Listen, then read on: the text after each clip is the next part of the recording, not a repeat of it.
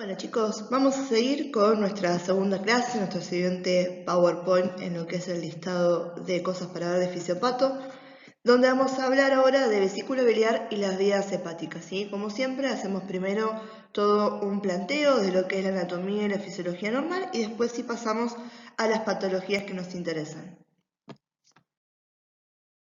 Empecemos por la vesícula, ¿sí? Cuando hablamos que es la vesícula biliar decimos que es un órgano en forma de bolsa, en forma de saco, en forma de pera, dependiendo de la imaginación de cada uno, en el cual se va a acumular la bilis producida por el hígado, ¿bien? De esta oración hay dos cosas que me interesa que a ustedes les quede bien claro.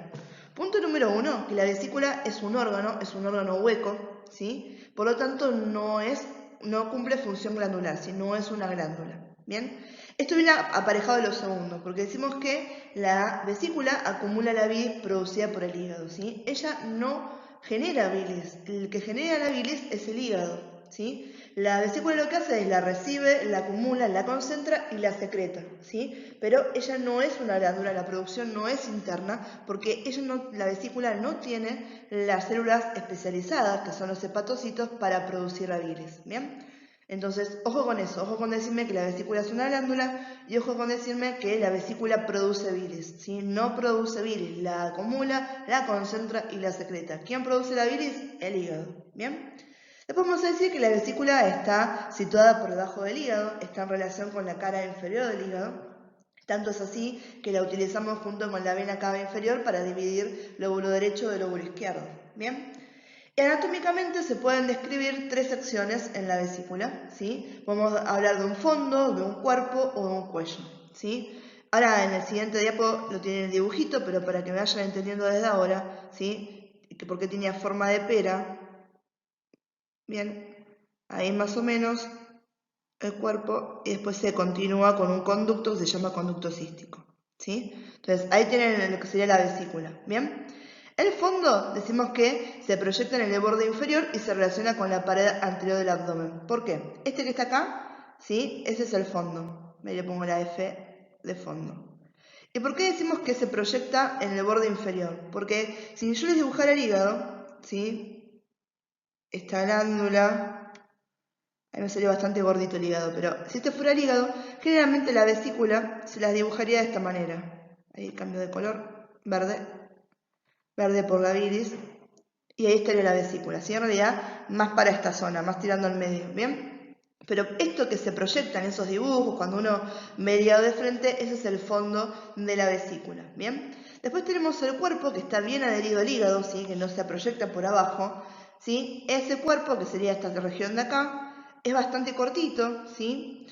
Y después tenemos el cuello, que también es corto, está adherido al hígado, que sería solamente esta región de acá, y se continúa con un conducto, este que nos sigue por acá, que va a ser el primero que vamos a nombrar, uno de los que vamos a nombrar, que va a ser el conducto cístico, ¿sí? Entonces ahí tenemos la vesícula con su fondo, su cuerpo, su cuello y su continuación después con este conducto cístico para cuando vaya a secretar a la bilis, ¿bien?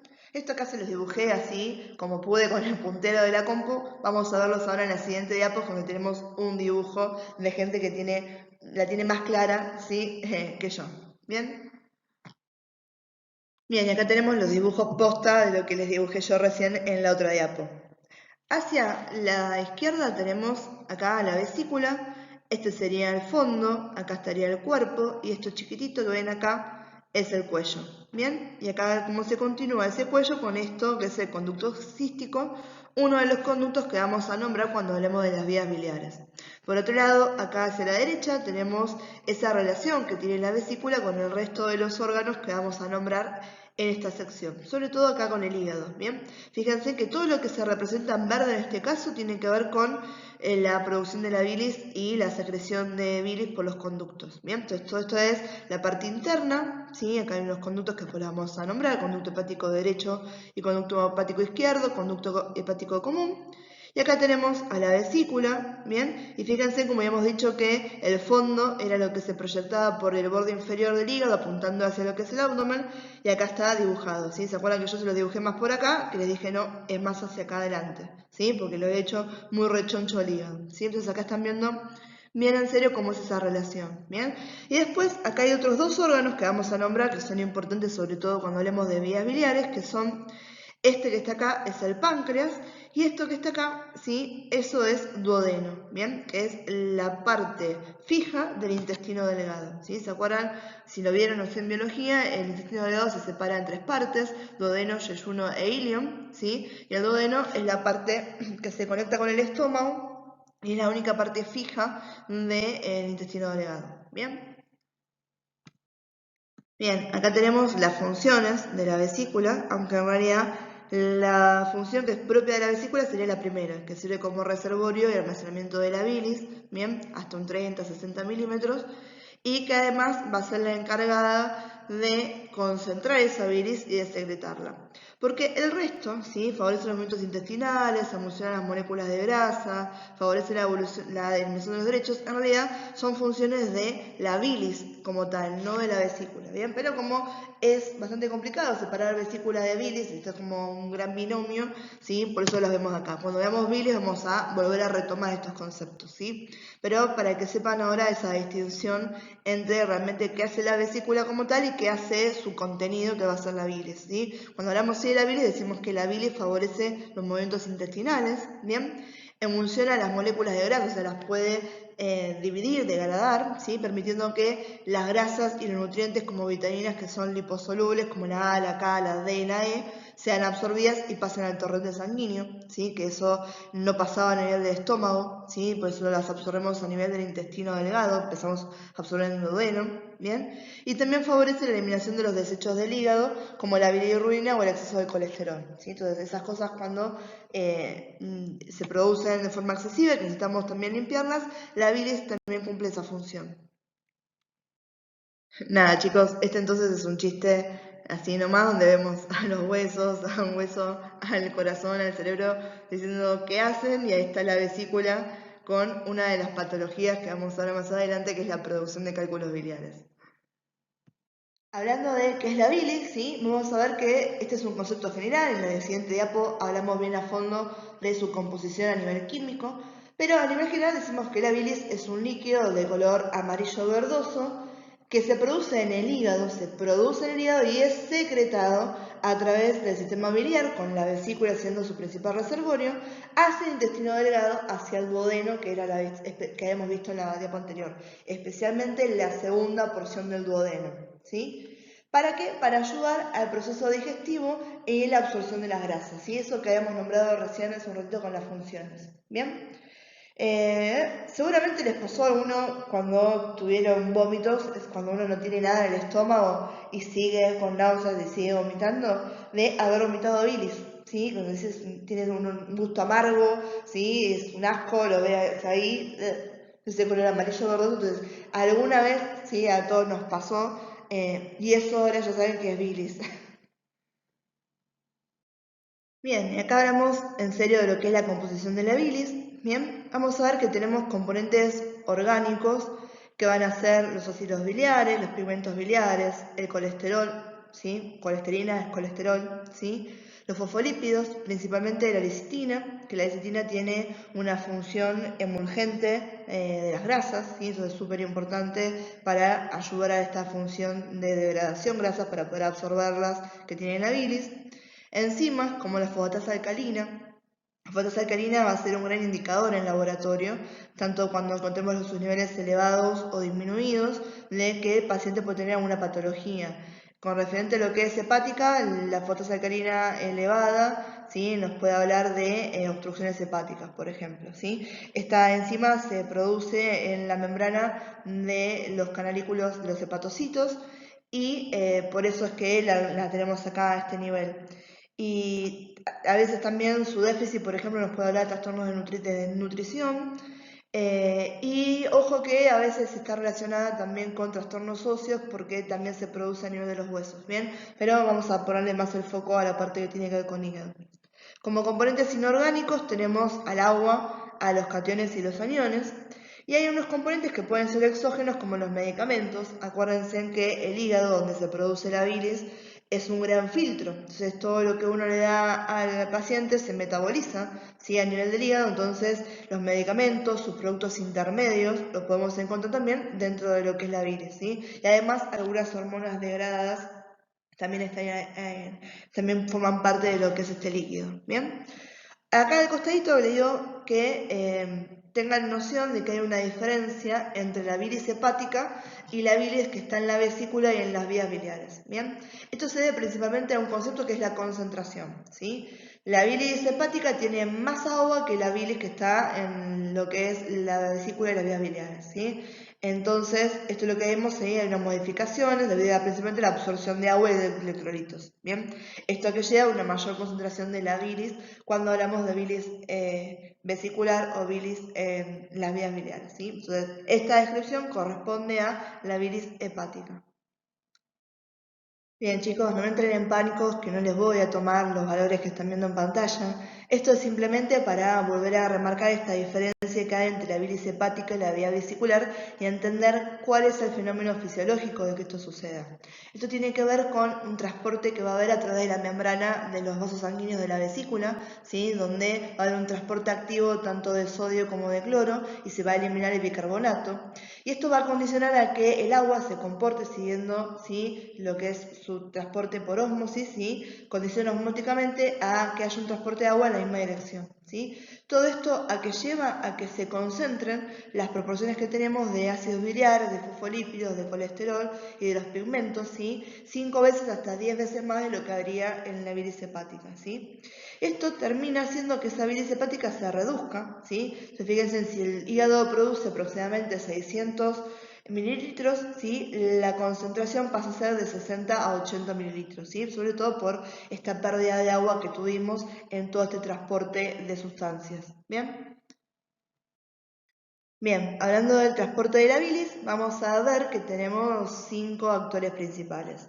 El hígado, que va a ser el productor, los conductos biliares, que van a ser el medio de transporte, la vesícula, que va a ser quien concentre y regule la secreción de este líquido, el duodeno, que va a ser el receptor, y ahí aledaño vamos a tener al páncreas, que con su propio conducto y con sus enzimas hepáticas también van a contribuir a los procesos digestivos, ¿sí?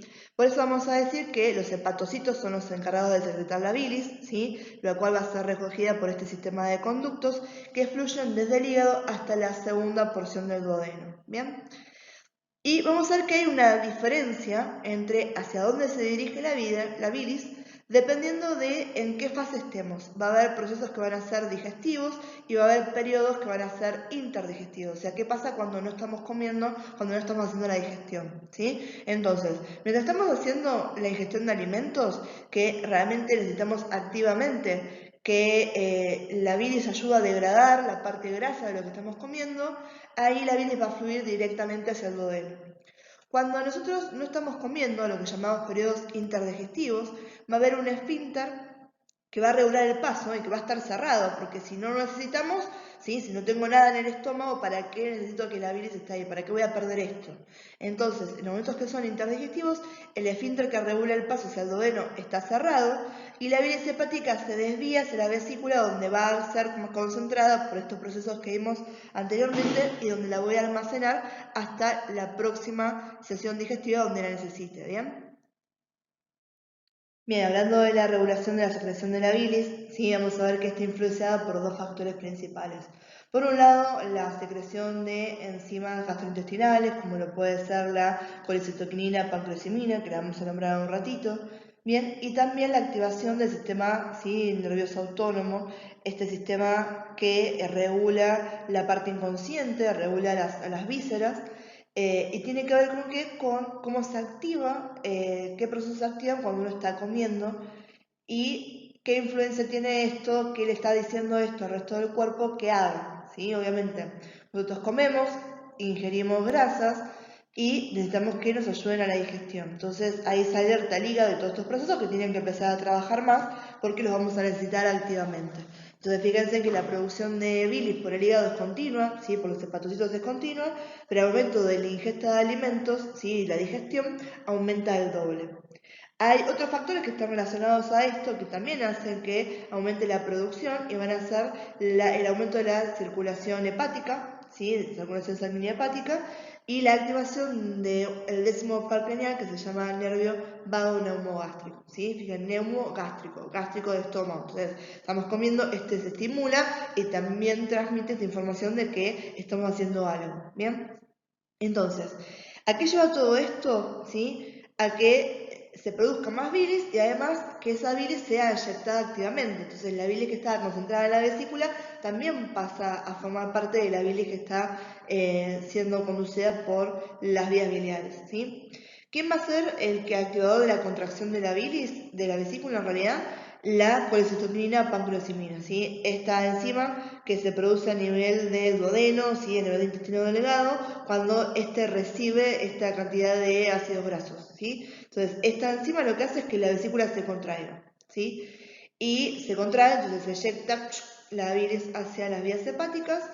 Y después, conjuntamente a todo esto, tenemos que hay un esfínter regulador, ¿sí? El que está ubicado en la pared del duodeno, en la segunda porción del duodeno, que cuando está pasando todo esto, se relaja, o sea, se relaja, se abre, lo que permite el paso activo de la bilis hacia esta porción del intestino, ¿bien? Hay ciertos factores que van a aumentar la producción de bilis y van a aumentar la secreción de bilis, ¿sí? Y que esto se vacía hacia el duodeno, que esos alimentos o estas sustancias que nosotros ingerimos que producen eso se van a llamar colecinéticos. Un ejemplo de esto van a ser los aceites y la yema de huevo. Cuando uno come eso, es estos alimentos, ¿sí? Sobre todo esos alimentos que contengan esto, que hace que aumente todo este proceso del que hablamos recién, ¿sí? El nombre para ellos van a ser colecinéticos, ¿bien? Bien, y hablando de las vías biliares, van a ser un conjunto de conductos que van a unir el hígado, la vesícula, con la segunda porción del duodeno, ¿sí? Por la cual va a transcurrir la bilis. Se van a dividir en cuanto a su relación con el hígado en vías biliares intrahepáticas, o sea, adentro del hígado, y vías biliares extrahepáticas que están por fuera del hígado, ¿bien?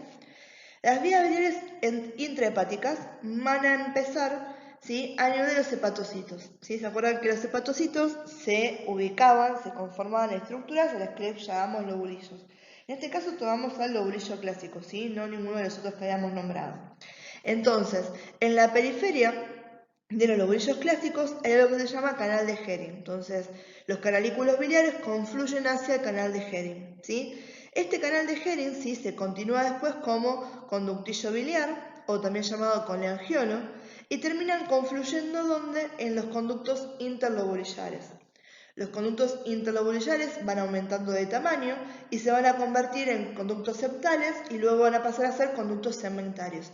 Fíjense que este aumento de tamaño tiene que ver con un aumento a nivel de también la separación que tenemos en el hígado, ¿sí? ¿Se acuerdan los segmentos que había en el hígado? Y después tenemos lóbulos, ¿sí? Entonces estamos yendo de lo más chiquito a lo más grande, por eso hablamos de confluir. Imagínense en esto como los ríos que confluyen cada vez en canales más grandes hasta terminar desembocando en el mar, ¿bien? Entonces, esto vamos de lo más chiquito y van confluyendo, se van uniendo, ¿sí? Y forman algo, estructuras más grandes, ¿bien? Y terminan finalmente en los dos conductos lobulares, o también llamados conductos hepáticos directamente, derecho e izquierdo, como dicen, lóbulo derecho, lóbulo izquierdo, ¿bien?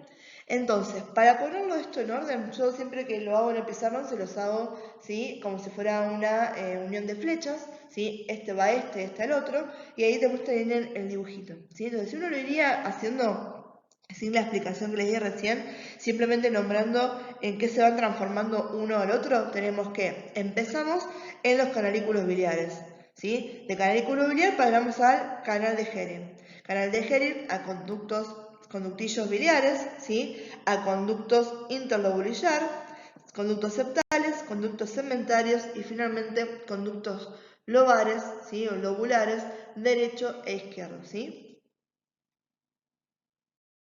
Hablando de las vías extrahepáticas, tenemos el mismo concepto. Van a ser una red de conductos que se van uniendo hasta formar una estructura en común. ¿Bien? Empezamos a nivel de donde dejamos la vía intrahepática recién. Teníamos al conducto hepático derecho y el conducto hepático izquierdo. Estos dos conductos se unen y nos forman el conducto hepático común. ¿Bien? Este conducto hepático común se va a encontrar con el conducto que viene desde la vesícula, que se llama conducto cístico, y nos forma una estructura llamada colédoco. ¿Bien? Entonces, conducto hepático derecho y conducto hepático izquierdo nos forman el conducto hepático común. El conducto hepático común junto al conducto cístico nos forman el colédoco. ¿Bien? Y el colédoco, junto con el conducto pancreático principal, o llamado conducto de Wilson, van a desembocar en la segunda porción del duodeno, a nivel de la carúncula mayor de Santorini, ¿sí? Formando una dilatación que se llama ampolla de Vater, ¿sí? Y regulados por una porción muscular que cumple la función de válvula, o sea que se cierra y se abre para que pasen las cosas o no, que se llama esfínter de Oddi, ¿sí? Entonces, a nivel del duodeno vamos a describir esas tres estructuras: ampolla de Vater, carúncula mayor de Santorini y también esfínter de Oddi. ¿Bien? Vamos de vuelta para que nos quede claro, igual lo vamos a ver en las siguientes diapos, pero así aprovechamos esto que está acá. Entonces, las vías intrahepáticas finalizan a nivel de los conductos hepáticos derecho e izquierdo y ahí comienzan las vías extrahepáticas. ¿Bien? Conducto hepático derecho y conducto hepático izquierdo se unen y nos forman el conducto hepático común.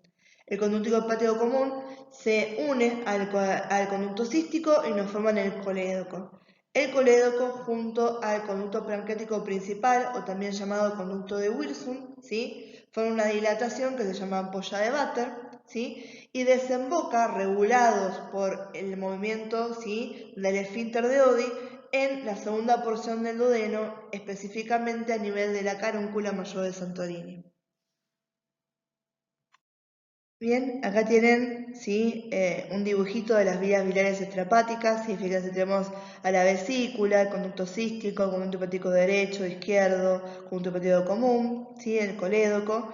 Ahí le ponen el conducto de Wilson, ¿sí?, también se puede llamar conducto pancreático principal. Y tenemos la segunda porción del duodeno. Lo único que falta acá sería la ampolla de Vater, esfínter de Oddi y carúncula mayor de Santorini. Bien, que muchas veces eso se reduce a decir esfínter de Oddi, ¿sí? Pero bueno, está bueno que ustedes conozcan, ¿sí?, todas las estructuras que nombramos recién. Bueno, teniendo en claro entonces tanto lo que es la anatomía de las vías hepáticas como el concepto de bilis, de vesícula, ¿sí?, y sus funciones, vamos entonces a hablar un poquito de algunas patologías relacionadas a ellos. ¿Bien? Bueno, empezamos con litiasis biliar, ¿sí?, cuando hablamos de la formación de cálculos biliares. ¿Bien? ¿A qué se va a deber la formación de estos cálculos? Es que va a haber una alteración en el equilibrio de sus componentes. La palabra equilibrio es súper importante y la vamos a usar al hartazgo en lo que va a ser la cursada, porque es lo que siempre está buscando el cuerpo y es cómo funcionan las cosas. ¿Bien? Piénsenlo, ¿a qué vamos con esto? ¿Por qué decimos que la alteración nos lleva a la conformación de cálculos? Fíjense si nosotros cocinamos. ¿Bien? Yo tengo una receta de panqueques y la receta dice que tengo que poner 500 gramos de harina con 1 litro de leche. ¿Sí? Estoy haciendo así al voleo, chicos, no sé si eso les da panqueques o no, pero pónganle que esas son las proporciones normales. Ahora, yo no lo entendí y en vez de poner 1 litro de leche con 500 gramos de harina, le puse 2 litros de leche, ¿sí? Ahí me va a quedar algo que va a ser solamente chicloso, ¿sí? Es algo que líquido prácticamente en realidad. ¿Bien? O si no, puedo haber pensado al revés y en los 500 gramos de harina le puse 500 gramos de leche y me quedó un masacote.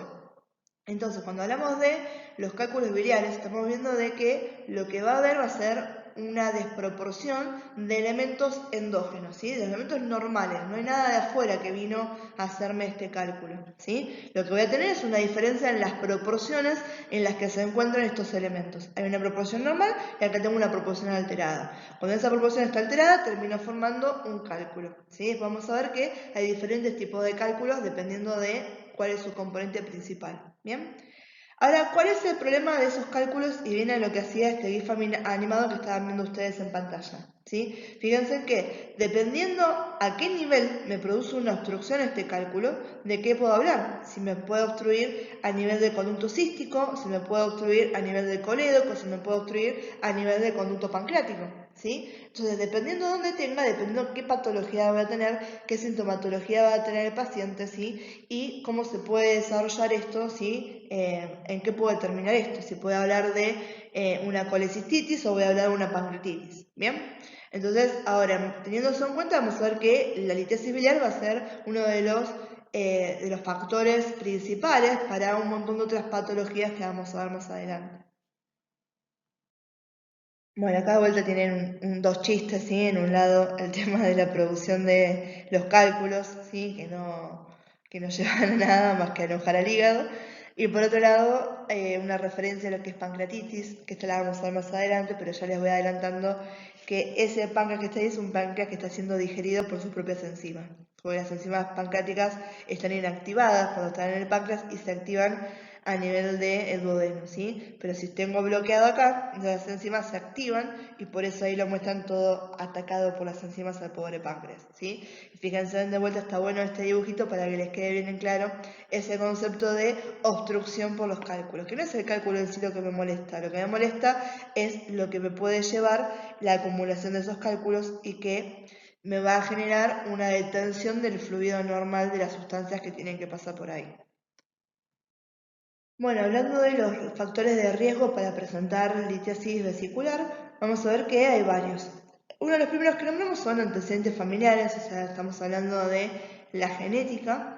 Y si bien en los seres humanos todavía no descubrimos cuáles son todos los genes que están involucrados en esto, por ejemplo en los ratones sí se hizo un mapeo completo de los genes involucrados, ¿bien?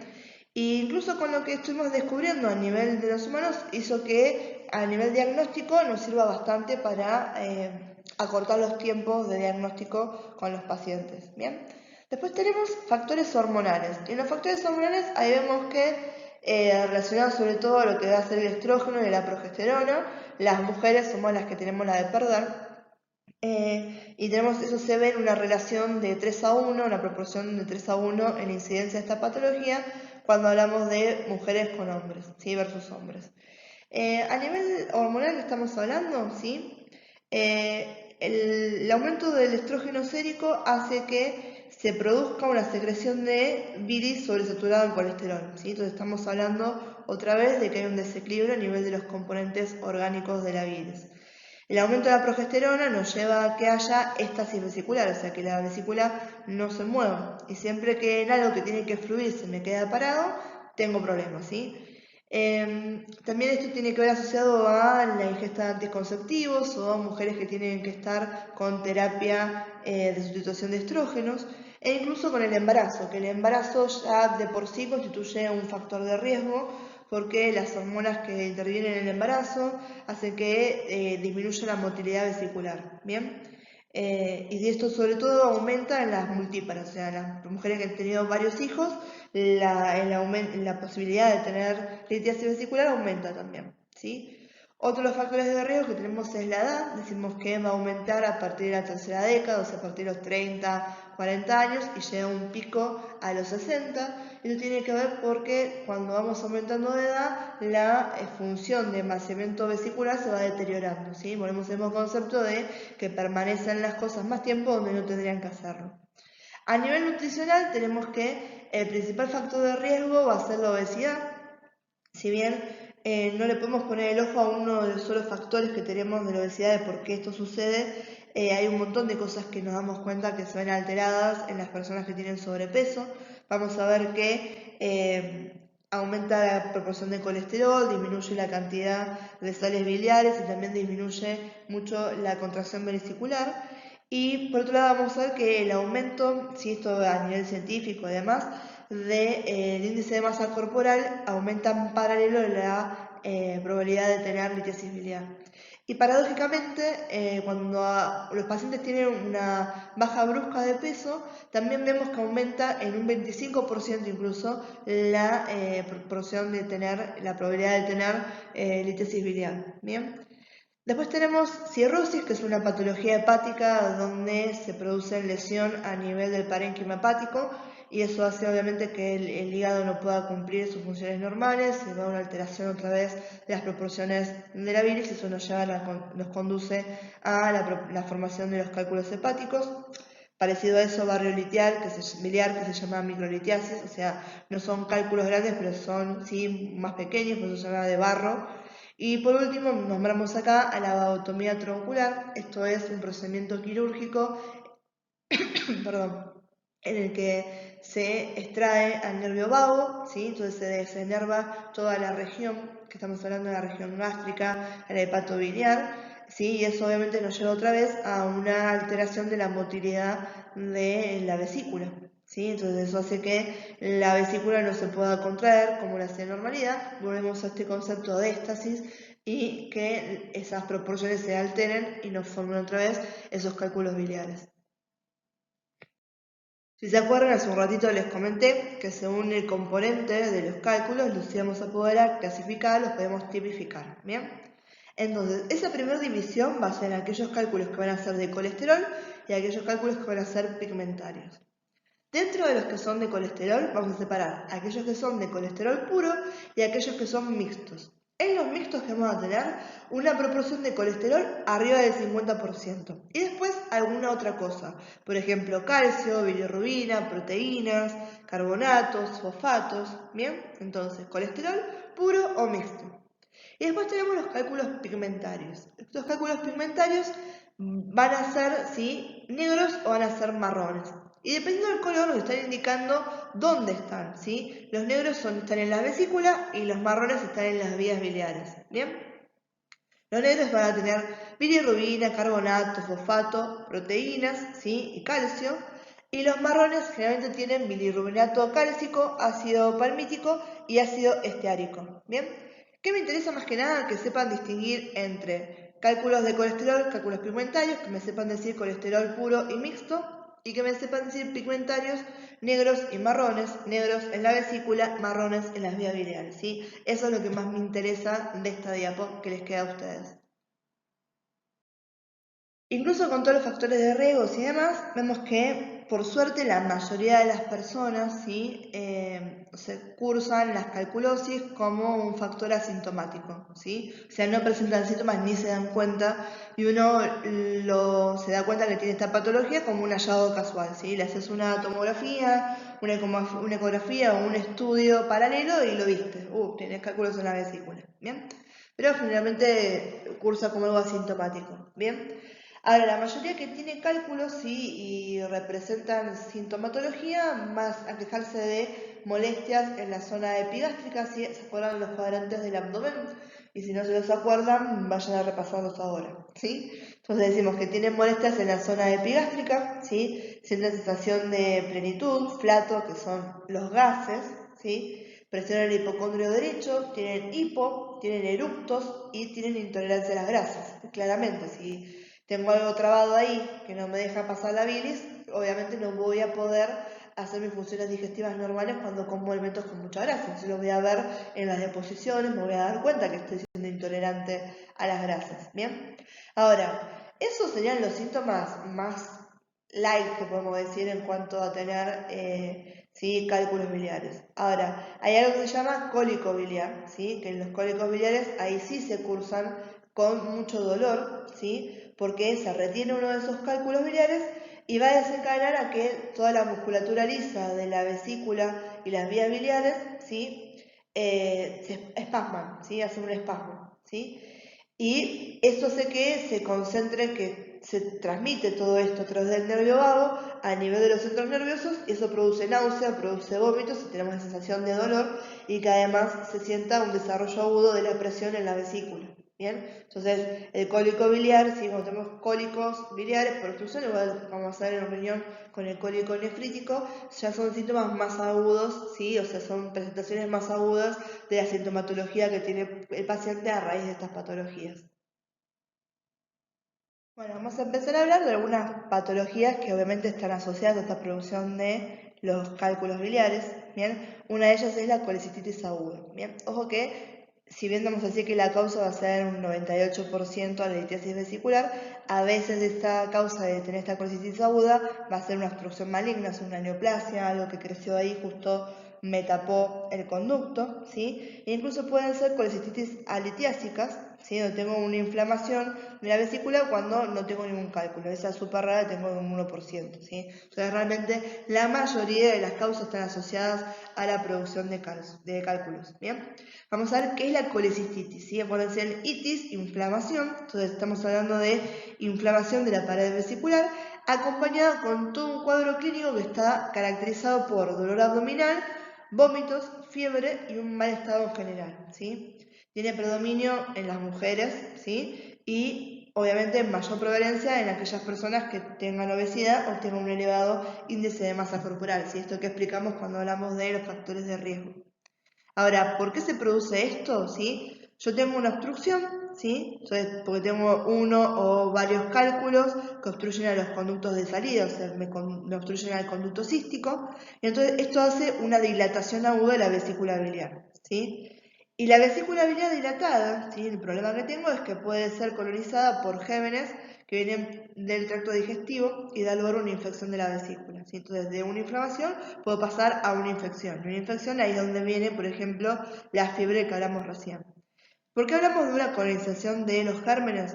Ustedes después van a ver el bacterio, pero para que tengan bien en cuenta, ¿sí? Que hay algo que se llama una flora comensal, que quiere decir que en regiones del cuerpo tenemos una población bacteriana normal que mientras se mantenga en los niveles correctos no resulta patógena y mientras se mantenga en el lugar donde tiene que estar.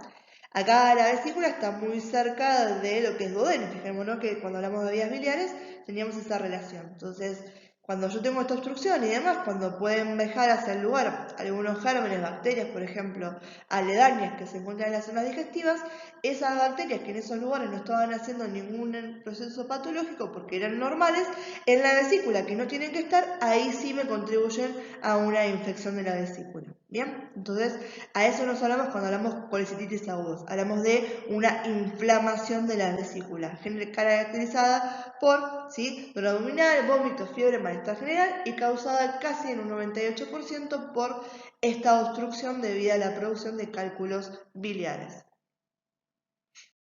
Otra patología de la cara es el síndrome coledociano. Vamos a ver que es un síndrome clínico humoral que está caracterizado por un aumento de la bilirrubina, lo que lleva a la ictericia, coluria, que es, obviamente, en base a este aumento de la bilirrubina voy a tener bilis en la orina, ¿sí?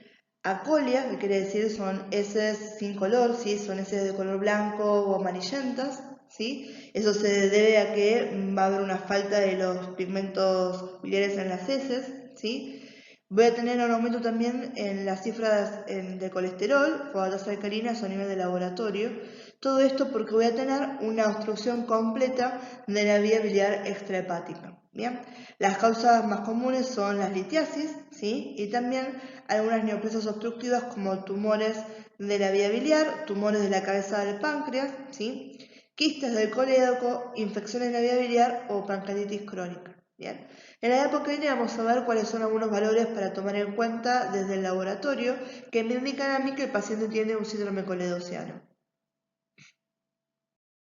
Bien, todos los valores que estamos viendo acá que van a ser alterados tienen que ver con que al estar obstruidas las vías hepáticas, ¿sí? También empieza a fallar un poco el funcionamiento del hígado, ¿sí? Entonces, si se acuerdan, la fosfatasa alcalina, esta que estaba en las membranas de los canalículos de los hepatocitos, ¿sí? Esta puede aumentar. Más que nada, ¿por qué aumenta la fosfatasa alcalina igual que las transaminasas, ¿sí? Que pueden estar ligeramente aumentadas porque había esta obstrucción, ¿sí? Estas que pasaban también con la bilis para los conductos biliares, aumenta la permeabilidad a nivel de las membranas de los vasos hepáticos y se vuelcan más a la sangre. Entonces, cuando le hago el análisis de sangre al paciente, veo que la fosfatasa alcalina está elevada y que las transaminasas también están ligeramente elevadas, ¿sí? Las transaminasas son un grupo de enzimas, ¿sí? Que van a ser las encargadas de producir aminoácidos, ¿sí? ¿Se acuerdan de esas transaminasas? Transfieren un grupo amino de un producto metabólico a otro, generalmente entre aminoácidos, ¿bien? Después tenemos otros indicadores, por ejemplo, el aumento de la bilirrubina, ¿sí? La bilirrubina que está independiente, ¿sí? No la bilirrubina conjugada. ¿Se acuerdan? La bilirrubina conjugada era aquella que estaba unida al ácido glucurónico para su eliminación, ¿sí? Entonces estamos hablando de la bilirrubina libre, ¿sí? Cuando esa aumenta entre 2 a 10 miligramos sobre decilitros, ahí ya nos hace pensar que tenemos una obstrucción hepática. Si esto aumenta mucho más, nos da la idea de que la obstrucción no va a ser por un cálculo, sino que lo estamos pensando de una obstrucción neoplásica. Así que los valores de la bilirrubina, en cuanto hayan aumentado, nos puede dar una diferenciación diagnóstica para el paciente. Pero más importante que el aumento de la bilirrubina va a ser el aumento de los ácidos biliares, ¿sí? Los ácidos biliares totales, cuando aumentan, los vemos muy aumentados, estos son un gran indicador a nivel de laboratorio de patología hepática, ¿sí? Sobre todo de esto. Fíjense que dice que es más sensible que la bilirrubina. Y por último, tenemos también a la gamma-glutamil transpeptidasa, ¿sí? Que es la gamma-GT, ¿sí? Que esa también va a estar aumentada cuando tengamos enfermedades hepáticas, pancreatitis y además enfermedades biliares, y esta también va a ser un poco más sensible que la fosfatasa alcalina, porque esta la puedo también llegar un poquito más a la zona del hígado, y la fosfatasa alcalina yo la puedo encontrar en otros órganos, entonces por eso es inespecífica, aunque sus valores elevados me están diciendo que algo le está pasando al paciente, ¿sí? Entonces, pasándolo en limpio esto, tenemos un aumento de los valores de fosfatasa alcalina, de las transaminasas, de la bilirrubina independiente, de la gamma-glutil transpeptidasa y de los ácidos biliares totales, ¿sí? Esos son algunos de los valores. Después hay alguna otra cosa, ¿sí? Para ver. Entonces, acuérdense de esto y acuérdense de la coluria y la colia, ¿sí? Entonces, esos serían la sintomatología, perdón, los valores a nivel de laboratorio que se ven afectados, ¿sí? Que pueden el día de mañana estar haciendo ustedes, que les dé una idea de que va a ser un síndrome coledociano. Bueno, cuando hablamos de colangitis, otra vez estamos hablando de una inflamación.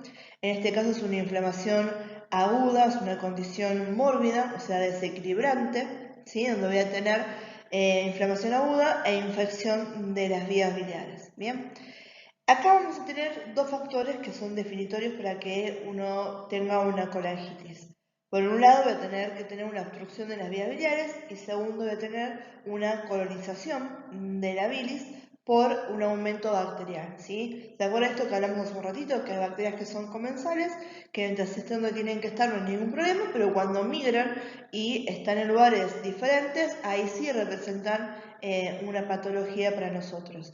En este caso, los microorganismos de la flora entérica, o sea, del intestino, son los agentes causales más comunes, ¿sí? En la mayoría de los casos. Hablamos de Escherichia coli, Klebsiella pneumoniae, ¿sí? Los enterococos, Bacteroides fragilis, ¿sí? O fragilis.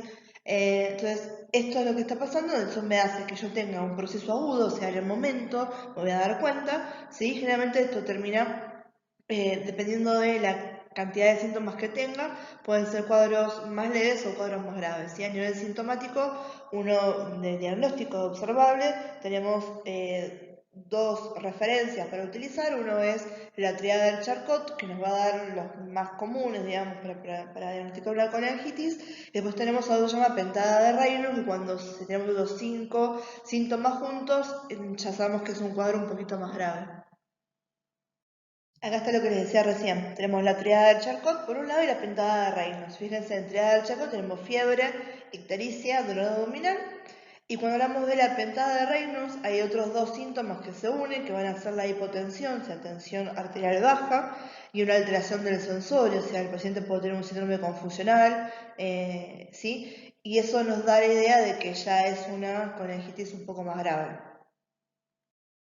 Bien, y la última patología que vamos a ver es la colestasis, ¿sí? Estasis, estamos hablando de falta de movimiento, ¿sí? Entonces, acá que tenemos es la disminución o ausencia del flujo normal de la bilis desde el hígado hasta el duodeno, ¿bien? Y dependiendo dónde tenga, ¿sí? El trastorno, ¿sí? Puede estar dividida en colestasis intrahepática y colestasis extrahepáticas. En las intrahepáticas voy a tener una dificultad del flujo biliar adentro del hígado, y en las extrahepáticas va a haber una obstrucción mecánica a nivel del colédoco generalmente. ¿Bien? Entonces, dependiendo de esto, hay una clasificación un poco más extensa que la que vamos a ver en la siguiente diapo. Bien, entonces tenemos causas intrahepáticas y causas extrahepáticas. Empecemos con las intrahepáticas. Las intrahepáticas se nos dividen en dos, aquellas que son obstructivas y aquellas que son no obstructivas. Cuando hablamos de obstructivas estamos hablando de que hay una cirrosis biliar primaria, ¿sí? O hay colangitis esclerosante. Esclerosante quiere decir que hay un endurecimiento de un órgano o de un tejido, ¿sí? O hay tumores, ¿bien? Y cuando hablamos de las no obstructivas, esto se da porque tengo fármacos, generalmente anticoagulantes orales, por hepatitis o por embarazo, ¿sí? El embarazo trastorna un montón de cosas, ¿bien? Y después cuando hablamos de causas extrahepáticas, acá se nos separan en benignas y malignas, ¿sí? Benignas, ahí tenemos de vuelta a las litiasis biliares, puede ser accesoria a una patología que es la colangitis, puede ser por parásitos, puedo tener una atresia biliar, o sea que no se formaron de forma normal los conductos biliares, ¿bien? Y también puedo tener causas extrahepáticas malignas, donde hablamos de cáncer. Cáncer periampular, ¿sí? O sea, alrededor de lo que va a ser toda esta ampolla de váter y demás que nombramos hace un rato, o directamente un cáncer de la vesícula, ¿sí? Entonces, tanto esto como, ¿sí? Entonces, causas intrahepáticas, extrahepáticas, intrahepáticas obstructivas, no obstructivas, y extrahepáticas benignas y malignas son todo lo que nos hablamos que pueden ser por qué tengo una colestasis, por qué se detuvo el flujo biliar, ¿sí? Ya sea dentro del hígado o en las vías extrahepáticas. Bien chicos, con esto terminamos entonces este Power. Por favor no se queden con dudas, lo que necesitan que vuelva a explicar o si tienen algo en particular, utilicen el Classroom, el WhatsApp, el mail para no quedarse con nada adentro. Acuérdense que yo les dejé parcelitos de repaso para cada uno de los Power que tienen subidos al Classroom, ¿sí? Así que no se la chanchen por todo este tema del aislamiento, que esto sigue avanzando, ¿sí? Y aprovechen que quizás ahora me pueden poner pausa, pueden retroceder, pueden ver otra vez 20 veces una explicación y que además está como mucho más fluida todo lo que es la comunicación porque no nos queda otra que utilizar esas vías alternas para seguir con todo lo que es la cursada, ¿sí? Así que bueno chicos, los dejo por ahora en lo que es este material y me van a estar escuchando en la próxima clase. Que sigan muy bien.